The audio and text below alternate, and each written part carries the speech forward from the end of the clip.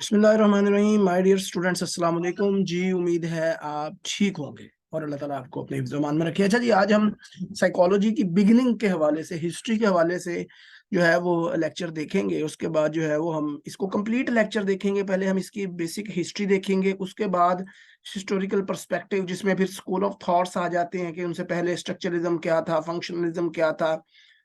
उसके बाद psycho analysis को देखेंगे, फिर हम बिहेवियरिज्म को देखेंगे, उसके बाद हम ह्यूमनिस्टिक स्कूल ऑफ थॉट को देखेंगे, गेस्टाल्ट साइकोलॉजी को हम देखेंगे, उसके अलावा बायोलॉजिकल पर्सपेक्टिव हम देखेंगे। ये सारे जो चीज़ें हैं ये हम इंशाल्लाह वन बाय वन जो है अपने आने वाले लेक्चर्स में कवर करेंगे। बेसिकली ये सारी की सारी चीज़ें जो हैं ये हिस्ट्री ऑफ साइकोलॉजी में जो है वो फॉल करती हैं। तो आज हम देख लेते हैं शुरू में हिस्ट्री क्या थी इसकी। Until the late 1800 psychology did not appear as a separate discipline from philosophy। जो 18वीं सदी तक, ठीक हो गया, जो साइकोलॉजी थी वो एक फिलोसफी का पार्ट थी, फिलोसफी से अलग नहीं थी, बिल्कुल भी सेपरेट नहीं थी।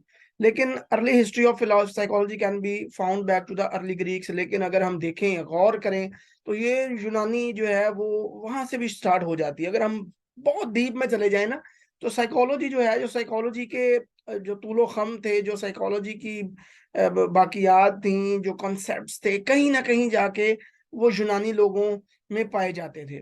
Renee Descartes, a French philosopher, एक फ्रांसीसी फिलोसफर था, फ्रेंच फिलोसफर था René डिस्क्रेट्स।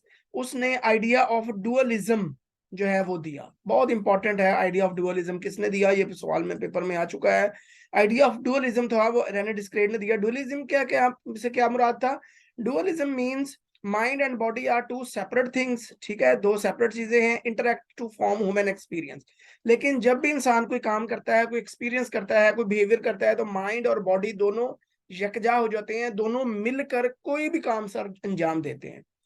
On the basis of investigational method, psychology become the different discipline from the philosophy।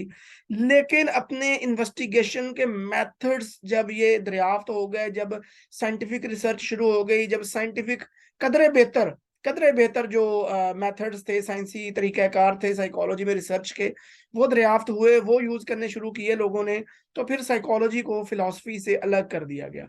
Early philosophers use logic and observation as investigational method, while today psychologists use scientific methods to investigate the behavior and thoughts। पहले जो philosopher थे वो basically observation, देख कर, observe करके लोगों के जो है वो लोगों का आइडिया लगाते थे कि ये क्या कर रहे हैं, क्या सोच रहे हैं। तो ये जो लॉजिक और या लॉजिक के थ्रू जो है वो logic basically is a major component of philosophy। जो उनका इन्वेस्टिगेशनल मेथड है, logic is one of the most important and major contributor component in philosophical research. तो पहले लोग क्या थे, चूंकि साइकोलॉजी फिलोसफी का हिस्सा थी, तो साइकोलॉजी में भी लोग जो है वो साइकोलॉजिकल फिनोमिना को भी यूज करने के लिए, कि मतलब एक बंदा जो है वो गुस्सा क्यों कर रहा है, तो उसके लिए भी वो लॉजिकल मेथड यूज करते थे और ऑब्जर्वेशन यूज करते थे। बट लेटर ऑन, आज का जो दौर है, इसमें साइकोलॉजिस्ट जो है वो साइंटिफिक मेथड्स को यूज कर रहे हैं बिहेवियर और थॉट्स को इन्वेस्टिगेट करने के लिए। William Wundt, a German physiologist, used scientific research method to investigate the reaction time during the 1800। यानी 18वीं सदी में विलियम वॉन्ट जो था वो एक जर्मन फिजियोलॉजिस्ट था। उसने रिएक्शन टाइम जो है कि इंसान किसी भी चीज, किसी भी स्टिमुलस के नतीजे में कितनी जल्दी रिएक्ट करता है, कितना टाइम लेता है रिएक्शन।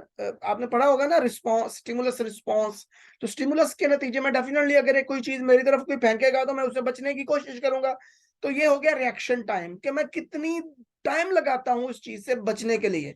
तो जो विलियम वॉन्ट था, he was the German physiologist. He used scientific research method to investigate the reaction time process during 1800। 18वीं सदी में विलियम वॉन्ट ने रिएक्शन टाइम को का जो है वो इसको इन्वेस्टिगेट करने के लिए जो है वो साइंटिफिक रिसर्च का इस्तेमाल, साइंटिफिक मेथड्स का इस्तेमाल किया। उसने एक किताब पब्लिश की जिसको फिजियोलॉजिकल साइकोलॉजी का नाम दिया गया 1874 में। इसमें उसने डिस्कस किया कि फिजियोलॉजी, ह्यूमन बिहेवियर और थॉट्स, इन दोनों के दरमियान जो है, इन तीनों चीजों के दरमियान एक कनेक्शन पाया जाता है, ये कनेक्ट है एक दूसरे से। वर्ल्ड फर्स्ट साइकोलॉजिकल लैब, दुनिया की सबसे पहली psychological lab university of Leipzig में 1879 में जर्मनी में विलियम वॉन्ट ने स्टैब्लिश की। ये विलियम वॉन्ट ने ये रिएक्शन टाइम पे एक्सपेरिमेंट किया था, तो उसी ने साइंटिफिक रिसर्च जो है उसको फादर ऑफ मॉडर्न साइकोलॉजी भी कहा जाता है। He used the method of introspection to study the consciousness which is outdated now.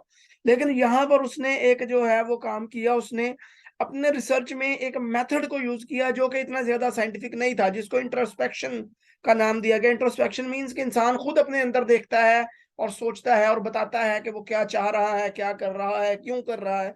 That is introspection. Intro means internal, spection means कि अपने अंदर का जायजा लेना। तो इंट्रोस्पेक्शन मीन के वो कहता है कि इंसान खुद जो है वो अपने अंदर का जायजा लेकर बताता है कि वो कर क्या रहा है, क्यों कर रहा है, कुछ सोच रहा है तो क्यों सोच रहा है, उसके पीछे लॉजिक क्या है।